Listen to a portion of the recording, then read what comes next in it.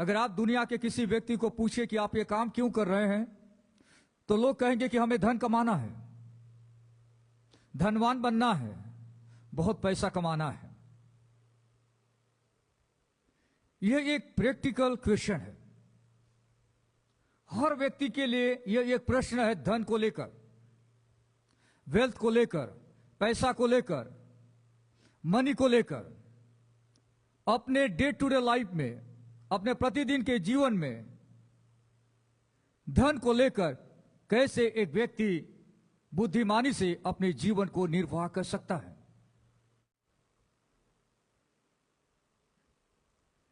कई सारे लोग ऐसी शिक्षा देते हैं कि जब आप प्रभु के पास जाते हैं तो आपको हमेशा मांगते ही रहना है, और चाहिए और चाहिए।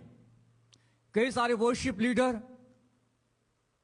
कई सारे सिंगर अपने गीतों के जरिए लोगों को यह सिखाते हैं कि और चाहिए, और मांगो और मांगो और मांगो। परमेश्वर और देने जा रहा है। एक बाइबल आधारित मसीह होने के नाते, एक बाइबल आधारित कलीसिया होने के नाते हमारी सोच क्या होनी चाहिए? क्या हम इसी विचारधारा को लेकर आगे बढ़ें?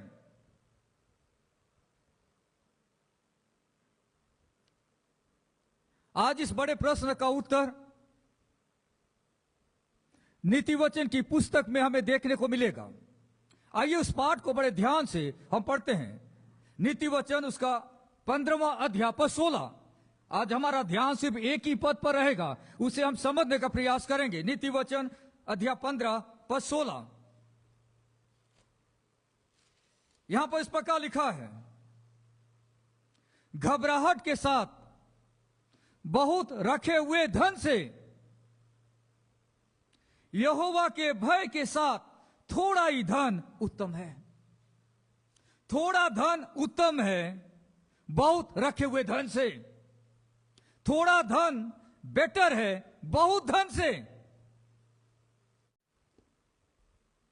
अगर आप प्रभु पर विश्वास करते हैं तो क्या आप ऐसा सोचकर अपने जीवन को आगे बढ़ा रहे हैं, थोड़ा ही धन उत्तम है? थोड़ा ही धन उत्तम है अगर हमारे जीवन में परमेश्वर का भय है। यहोवा के भय के साथ थोड़ा ही धन उत्तम है। ये कौन लिख रहा है? उस समय का सबसे बुद्धिमान व्यक्ति राजा सुलेमान। किसी चीज की कमी घटी उसके पास नहीं थी, हर चीज को उसने एंजॉय किया। पर वो व्यक्ति लिखता है अपने जीवन के अनुभव से, और वो कहता है कि अगर परमेश्वर का भय है और उसके बाद अगर थोड़ा भी धन उसके पास है, तो उस बड़े धन से उत्तम है जो लोगों के पास है पर घबराहट है।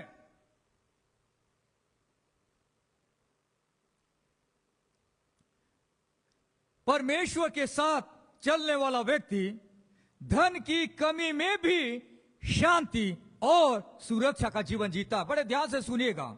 आज का जो संदेश है, आज का जो यह पद है, इस पद का जो मेन टीचिंग है, नीति वचन अध्याय 15 पद 16 की जो मुख्य शिक्षा है वो ये है, परमेश्वर के साथ चलने वाला व्यक्ति धन की कमी में भी शांति और सुरक्षा का जीवन जीता है, और परमेश्वर के बिना चलने वाला व्यक्ति धन की अधिकता में भी घबराहट का जीवन जीता है। ध्यान से सुनिएगा। परमेश्वर के साथ चलने वाला व्यक्ति, दूसरे शब्दों में परमेश्वर का भय मानने वाला व्यक्ति धन की कमी में भी शांति और सुरक्षा का जीवन जीता है, और परमेश्वर के बिना चलने वाला व्यक्ति, बिना परमेश्वर का भय माने चलने वाला व्यक्ति धन की अधिकता में भी घबराहट का जीवन जीता है। परमेश्वर के साथ चलना मतलब क्या होता है? परमेश्वर का भय मानकर जीना होता है। परमेश्वर का भय मानने का मतलब है परमेश्वर की आज्ञाकारिता में जीना, परमेश्वर का आदर करना। जब एक व्यक्ति परमेश्वर के साथ चलता है परमेश्वर का भय मानकर, तब उसके जीवन में कमी घटी आ सकती है, पर उस कमी घटी में भी शांति और सुरक्षा को वह अपने जीवन में अनुभव करता है। जब एक विश्वासी परमेश्वर के भय में जीता है तो वह कठिन, तनावपूर्ण, कमी घटी में भी परमेश्वर की शांति व सुरक्षा को अनुभव करता है। वह घबराता नहीं। कई बार हम परमेश्वर का भय मानना छोड़ देते हैं और परमेश्वर से दूर रहकर धन कमाना चाहते हैं। परमेश्वर से दूर रहकर धन को बढ़ाना चाहते हैं। परमेश्वर से दूर रहकर सुख समृद्धि पाना चाहते हैं, पर बाइबल के अनुसार यह संभव नहीं है। हाँ, हमारे जीवन में कठिन पल आएंगे। हमारे जीवन में कई बार तनावपूर्ण समय भी आएगा। आप सोचेंगे कि मुझे पैसे की सख्त जरूरत है, पर क्या करूं? मैं बहुत प्रेशराइज हूं, मैं तनाव में ग्रसित हूं, मुझे बहुत चिंता सता रही है कि मैं अपने परिवार को कैसे चलाऊं, अपने घर को कैसे चलाऊं, अपने परिवार की जरूरतों को कैसे पूरा करूं। मैं तो यीशु पर विश्वास करता हूं, मैं तो यीशु पर विश्वास करती हूं, लेकिन उसके बावजूद भी मेरे जीवन में कठिन पल हैं, उसके बावजूद भी मेरे जीवन में तनावपूर्ण समय है, उसके बावजूद भी मेरे जीवन में कमी घटी का पल है। मैं बहुत घबरा रहा हूं। मेरे प्रियो, अगर आप एक सच्चे विश्वासी हैं, अगर आपने प्रभु यीशु को ग्रहण किया है, तो आपको यह बात जानना बहुत जरूरी है कि जब एक विश्वासी परमेश्वर के भय में जीवन जीता है, परमेश्वर से डर कर जीवन जीता है, परमेश्वर का आदर कर जीवन जीता है, तो वह कठिन, तनावपूर्ण और कमी घटी में भी परमेश्वर की शांति व सुरक्षा को अनुभव करता है। वह घबराता नहीं। क्यों नहीं घबराता है? 3 महत्वपूर्ण बातें आज मैं आपके सामने रखना चाहता हूं। पहली बात, रोमियो की पत्री उसका अध्याय 8 पद 28 से 30 में लिखा है। रोमियो की पत्री अध्याय 8 28 से 30। आइए पढ़ते हैं इस पाठ को। हम जानते हैं कि जो लोग परमेश्वर से प्रेम रखते हैं उनके लिए सब बातें मिलकर भलाई ही को उत्पन्न करती है, अर्थात उन्हीं के लिए जो उसकी इच्छा के अनुसार बुलाए हुए हैं।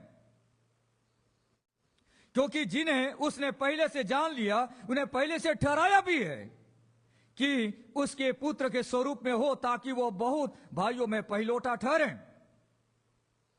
फिर जिन्हें उसने पहले से ठहराया उन्हें बुलाया भी, और जिन्हें बुलाया उन्हें धर्मी भी ठहराया है, और जिन्हें धर्मी ठहराया उन्हें महिमा भी दी है। जब एक विश्वासी परमेश्वर के भय में जीवन जीता है तो वह कठिन, तनावपूर्ण, कमी घटी में भी परमेश्वर की शांति व सुरक्षा को अनुभव करता है, क्योंकि वो जानता है। क्या जानता है? कि परमेश्वर ने हर परिस्थिति में उसके लिए भलाई ही रखा है। अगर आप परमेश्वर के भय में जीवन जी रहे हैं, चाहे आपकी परिस्थिति कैसी भी क्यों ना हो, एक विश्वासी होने के नाते आपको जानना जरूरी है कि परमेश्वर ने मेरी इस परिस्थिति में मेरे लिए भलाई ही रखा है। यहां लिखा है, जो लोग परमेश्वर से प्रेम रखते हैं उनके लिए सब बातें मिलकर भलाई ही को उत्पन्न करती है। जो परमेश्वर से प्रेम रखते हैं उनके लिए परमेश्वर भलाई ही करता है, भला ही करता है।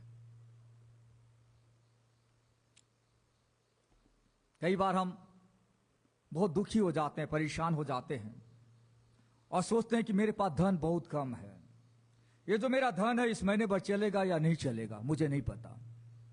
तब हमारी सोच बदलने लगती है और हम धन कमाने के पीछे भागते हैं। कोई बात नहीं, अगर हम प्रभु की आराधना में शामिल नहीं हो पा रहे हैं कोई बात नहीं, बाइबल नहीं पढ़ पा रहा हूं कोई बात नहीं, संगति नहीं कर पा रहा हूं कोई बात नहीं, बाइबल स्टडी ज्वाइन नहीं कर पा रहा हूं कोई बात नहीं, क्योंकि मुझे धन तो चाहिए, क्योंकि मेरा इनकम बहुत कम है और हमारे पास उतना धन नहीं है कि हम आराम से अपने जीवन को चला सके। मेरे प्रियो, ये शैतान का अटैक है। शैतान हमें डिस्टर्ब करना चाहता है, इसलिए यहां पर लिखा है थोड़ा ही धन उत्तम है यहोवा के भय के साथ। अगर आप यहोवा का भय मानकर जीवन जी रहे हैं, अगर आपके पास थोड़ा ही धन क्यों ना हो, आप परमेश्वर की शांति को एक्सपीरियंस करेंगे। कम धन में भी आप पीसफुल रहेंगे, हृदय में शांति बनी रहेगी। आप उन लोगों के जैसा नहीं जिनके पास बहुत धन है पर घबराहट है, बहुत धन है पर मन में शांति नहीं है। आपके पास कम धन है पर मन में शांति है, क्योंकि आप परमेश्वर का भय मानते हैं, क्योंकि वह जानता है कि परमेश्वर ने हर परिस्थिति में उसके लिए भलाई ही रखा है। हमें से हर एक के लिए परमेश्वर ने भलाई की योजना तैयार कर रखी है। दूसरी महत्वपूर्ण बात, पहला पत्रस उसका 1 अध्याय पर 6 से 7 में हमें देखने को मिलता है। आइए इस पद को बड़े ध्यान से पढ़ते हैं। पहला पत्रस अध्याय 1 और उसका 6 और 7 पद यहां पे इस प्रकार लिखा हुआ है। इस कारण तुम मगन होते हो, यद्यपि अवश्य है कि अभी कुछ दिन के लिए नाना प्रकार की परीक्षाओं के कारण दुख में हो, और यह इसलिए है कि तुम्हारा परखा हुआ विश्वास, जो आज से ताए हुए नासवान सोने से भी कहीं अधिक बहुमूल्य है, यीशु मसीह के प्रकट होने पर प्रशंसा और महिमा और आदर का कारण ठहरे हैं। जब एक विश्वासी परमेश्वर के भय में जीवन जीता है तो वह कठिन, तनावपूर्ण, कमी घटी में भी परमेश्वर की शांति व सुरक्षा को अनुभव करता है, क्योंकि पहला पत्रस 1:6 और 7 के अनुसार, क्योंकि वह जानता है कि परमेश्वर उस कठिन प्रतिकूल परिस्थिति से उसे गुजार कर, उसे ले जाकर उसके विश्वास को मजबूती प्रदान करेगा। कई बार मैं और आप कठिन परिस्थिति से गुजरते हैं तो हमको लगता है कि परमेश्वर मेरी प्रार्थना को नहीं सुन रहा है, और प्रभु पर विश्वास करने के बावजूद भी मेरे जीवन में नाना प्रकार की परीक्षाएं आ रही है। परीक्षाएं कई प्रकार की है जिसके कारण मैं कमजोर पड़ रहा हूं। पर प्रभु जब किसी व्यक्ति के विश्वास की परख करता है तो उसे कमजोर करने के लिए नहीं, जब प्रभु किसी की परीक्षा करता है तो उसके विश्वास को मजबूत बनाने के लिए वो करता है। और एक विश्वासी यह बात जानता है, वो जानता है कि परमेश्वर उस परिस्थिति से उसे गुजार कर, उसे ले जाकर उसके विश्वास को मजबूती प्रदान करेगा, उसके विश्वास को बढ़ाएगा। जब हमारे जीवन में दुख के पल आते हैं, जब हमारे जीवन में कमी घटियां आती है, तो क्या हम यह सोचकर प्रभु के साथ आगे बढ़ते हैं कि मेरा परमेश्वर इस परिस्थिति से मुझे इसलिए लेकर जा रहा है कि इस परिस्थिति से गुजार कर मेरे विश्वास को वो मजबूत करें? एक विश्वासी जानता है कि परमेश्वर उस परिस्थिति से उसे गुजार कर, उसे ले जाकर उसके विश्वास को मजबूती प्रदान करेगा। और तीसरी एक महत्वपूर्ण बात जो मैं आपसे शेयर करना चाहता हूं, वो पहला तीमुथियुस अध्याय 6 उसके पद 6 में लिखा हुआ है। बहुत अच्छी बात यहां पे लिखी गई है, पर संतोष सहित भक्ति बड़ी कमाई है। एक व्यक्ति, एक विश्वासी जानता है कि उसे संतुष्ट रहना है, वह धन्यवाद देना है हर परिस्थिति के लिए जहां प्रभु ने उसे रखा है। जब हमारे जीवन में कठिन परिस्थितियां आती है, जब हमारे जीवन में कमी घटी के पल आते हैं, जब हमारा जीवन स्ट्रेस से भरा होता है, जब हमारे जीवन में प्रेशर आता है, जब हमारे जीवन में धन की कमी होती है, जहां पे हम तनाव से भरे रहते हैं, ऐसी स्थिति में उसे एक महत्वपूर्ण शिक्षा को अपने जीवन में लागू करना है और जानना है कि जो चीज परमेश्वर ने उसे दिया है उसमें उसे संतुष्ट रहना है और परमेश्वर को धन्यवाद देना है, यह जानकर कि परमेश्वर ने उसे उस जगह पर उसकी इच्छा के अनुसार रखा है। एक विश्वासी जानता है कि उसे संतुष्ट रहना है, वह परमेश्वर को धन्यवाद देना है। कई बार हम अपने जीवन में जो प्रभु की आशीषें पाई है उस पर संतुष्ट नहीं रहते। हम दूसरों को देखते हैं, उसके पास बहुत धन है, उसके पास बड़ा घर है, उसके पास ये है, इसीलिए हम परमेश्वर का भय न मानकर परमेश्वर से दूर जाकर हम भी पैसा कमाना चाहते हैं, हम भी धन जुटाना चाहते हैं, सिर्फ इसलिए कि मेरे दोस्त के पास, मेरे परिवार के दूसरे लोगों के पास ये है, इसलिए हम सोचते हैं कि मेरे पास भी बहुत धन आएगा तो मैं बहुत खुशी से जीवन जी लूंगा। थोड़ा ही धन उत्तम है परमेश्वर के भय के साथ, क्योंकि उस थोड़े धन में आप परमेश्वर की शांति और परमेश्वर की सुरक्षा को अपने लाइफ में एंजॉय करते हैं, एक्सपीरियंस करते हैं। अमीर बनना या अमीर व्यक्ति होना पाप नहीं है। अगर किसी व्यक्ति के जीवन में परमेश्वर ने बहुत सारी आशीषें दी है और प्रभु ने उसे अमीर बनाया है, प्रभु का धन्यवाद हो। अगर वह धनी व्यक्ति है तो प्रभु का धन्यवाद हो। पर धनी बनने के लिए धन का लालच को अपने हृदय में पैदा करना और दिन और रात परमेश्वर से दूर रहकर पैसा कमाने के लिए मेहनत करते रहना, वो आगे जाकर हमारे लिए नुकसानदायक हो सकता है। हमारा कमाया गया धन हमारा काम नहीं आएगा, क्योंकि हमने वचन के विरुद्ध जाकर धन कमाया है, शैतान के तरीके से धन कमाया है। इसलिए उस धन में परमेश्वर की ब्लेसिंग नहीं है। उस धन में हम परमेश्वर की शांति को अनुभव नहीं कर पा रहे हैं। उस धन में हम अपनी सुरक्षा को अनुभव नहीं कर पा रहे हैं। इसी अध्याय में आगे जब हम पढ़ते हैं, पद 9 में देखिए इस प्रकार लिखा है, पर जो धनी होना चाहते हैं वे ऐसी परीक्षा और फंदे और बहुत सी व्यर्थ और हानिकारक लालसाओं में फंसते हैं जो मनुष्य को बिगाड़ देती है और विनाश के समुद्र में डुबा देती है। क्योंकि रुपए का लोभ सब प्रकार की बुराइयों का जड़ है, जिसे प्राप्त करने का प्रयत्न करते हुए बहुतों ने विश्वास से भटक कर अपने आप को नाना प्रकार के दुखों से छल्ली बना लिया है। बहुत सारे प्रभु को मानने वाले लोग, बहुत सारे प्रभु के सेवक धन कमाने के चक्कर में आशीष के बजाय नाना प्रकार के दुखों को अपने जीवन में निमंत्रण देते हैं। और एक समय में जब उनके पास बहुत धन और दौलत हो जाता है, तब उनको लगता है कि मैं अब बहुत अच्छे से जीवन जी पाऊंगा। तब उन्हें आभास होता है कि अगर मैं इस धन के बजाय ईमानदारी से प्रभु का काम करते रहता तो आज मैं आनंदित रहता, क्योंकि वही धन उसके लिए परेशानी का कारण बन गया है। इसलिए अपने समय का बुद्धिमान राजा सुलेमान यह कहता है, घबराहट के साथ रखे हुए धन से यहोवा के भय के साथ थोड़ा ही धन उत्तम है। बहुत धन से घबराहट भी आती है। अगर आपके पास बहुत धन है तो आपका ध्यान उसी पर लगा रहेगा। अगर आपने बहुत पैसा जमा कर रखा है तो उस पर आपका ध्यान लगा रहेगा। घबराहट लगे रहेगी। जब आप घर से बाहर जाएंगे 2-3 दिन के लिए, अगर आपने अपने घर में कुछ बहुमूल्य वस्तु को अपने बॉक्स में रखा है तो आपका ध्यान रहेगा कि कहीं मेरे जाने के बाद कहीं कोई व्यक्ति घुस तो न जाए, चोरी तो न हो जाए, क्योंकि घबराहट उसके साथ जुड़ी हुई है। गरीबी में भी आप आनंदित रह सकते हैं यदि आप परमेश्वर का भय मानते हैं।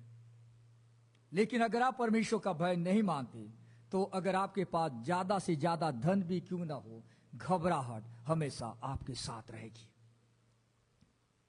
आम लोग मानते हैं कि पैसा हमारी सभी समस्याओं का समाधान करेगा। आम लोग, हर व्यक्ति, एवरेज पीपल, वे ऐसा सोचते हैं कि अगर हमारे पास पैसा रहेगा तो हमारी सभी समस्याएं हल हो जाएगी, सभी समस्याओं का समाधान होगा और हम चिंता मुक्त जीवन जिएंगे। वरी फ्री लाइफ, चिंता मुक्त जीवन जिएंगे। पर बाइबल पर विश्वास करने वाला व्यक्ति मानता है कि परमेश्वर का भय मानकर ही हम घबराहट मुक्त जीवन जी सकते हैं, संकट मुक्त जीवन जी सकते हैं। अगर आप बाइबल आधारित मसीही भाई और बहन बनना चाहते हैं तो इस बड़ी सच्चाई को, बिब्लिकल पर्सपेक्टिव को अपने दिल में बिठा दें कि यदि आप परमेश्वर का भय मानकर आप कमाई कर रहे हैं, भले कम कमाई क्यों ना हो रही हो, लेकिन आपकी पहली प्राथमिकता परमेश्वर को आदर देना है, परमेश्वर को प्राथमिकता देनी है, परमेश्वर के भय में जीना है, तो आप चिंता मुक्त जीवन जिएंगे। आपके पास घबराहट नहीं होगी, आपके पास पीस होगा, आपके पास शांति होगी, आपके पास सुरक्षा का अनुभव होगा। परमेश्वर से डरकर हम मुसीबतों से बचते हैं, आने वाले ट्रबल से हम बचते हैं। परमेश्वर से डरकर हम पापों से बचते हैं और पापों से उत्पन्न होने वाले मुसीबतों से भी बचते हैं। हम परमेश्वर की शांति को अनुभव करते हैं। शांति की कीमत क्या है? 1,000 रुपए, 2,000 रुपए, 10,000 रुपए, 1,00,000 रुपए, 10 लाख रुपए, 1 करोड़ रुपए, 10 करोड़ रुपए, 50 करोड़ रुपए। शांति की कीमत होती है प्रभु का भय। शांति की कीमत होती है प्रभु का भय। 50 करोड़ नहीं। अगर आप प्रभु के भय में जीवन जी रहे हैं तो आप कम धन में भी शांति को अनुभव करते रहेंगे। पर कोई व्यक्ति अगर परमेश्वर का भय नहीं मानता तो उसके पास धन तो बहुत हो सकता है पर शांति नहीं। प्रभु का भय शांति की कीमत है और हम सभी इसे वहन कर सकते हैं और हम सभी शांति को अपने जीवन में अनुभव कर सकते हैं क्योंकि इसकी कीमत है प्रभु का भय। प्रभु का भय। मेरे प्रियो, आज का वचन नीति वचन से लिया गया है। राजा सुलेमान बहुत धनवान होने के बावजूद भी इस बड़ी सच्चाई को जान गया था। बहुत धन तो उसने कमा लिया था लेकिन वह जान गया था कि बड़े धन से घबराहट आती है। यहोवा का भय मानने से थोड़ा भी धन अगर हमारे पास है तो वह धन हमें हृदय में शांति और सुरक्षा प्रदान करेगा। आइए प्रार्थना करें। प्यारे परमेश्वर पिता, हम इस संसार में रहते हैं। हम में से हर व्यक्ति ज्यादा धन कमाना चाहता है पर कई बार धन के लालच में, धन के लोभ में फंसकर हम आपका भय मानना भूल जाते हैं। आपसे दूर रहकर हम कई प्रकार के तरीकों से बहुत ज्यादा पैसा कमाना चाहते हैं पर हम जानते हैं प्रभु, आपके वचन के अनुसार जब हम आपके राज्य और धार्मिकता की खोज करते हैं तो हमारी जरूरत की चीजें हमें मिलती है।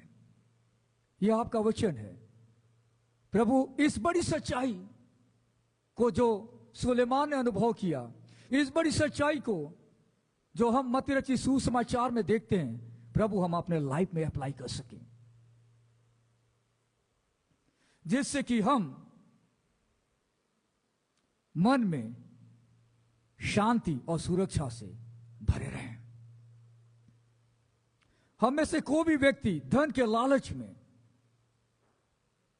नाना प्रकार के दुखों से अपने आप को प्रताड़ित न करें पर आपका भय मानकर ईमानदारी से आपके रास्ते पे चलते हुए, आपकी आज्ञाओं को सर्वोपरि रखते हुए मेहनत करें, परिश्रम करें और हमारी प्राथमिकता धन कमाना ना हो, हमारी प्राथमिकता आपका भय मानना बन सके। ऐसा साहस आप हम सभी को दें। आज के इस वचन के द्वारा हमसे बातचीत करने के लिए हम आपको धन्यवाद देते हैं और उद्धारकर्ता प्रभु यीशु के नाम से हम इस प्रार्थना को मांगते हैं। आमीन।